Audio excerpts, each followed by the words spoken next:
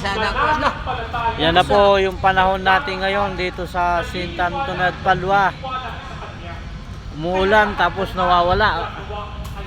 Ayan na po yung epekto ng bagyo. Unti-unti na po nagdidilim.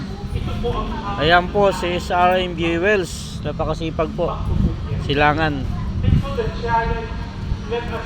Sa Kalam. Mas malakas pa sa bagyo. Mas malakas pa sa bagyo.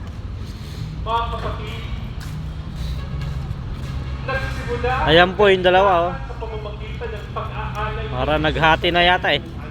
Ano, Bro Wells? Bro Wells, naghati na yata yung dalawa eh.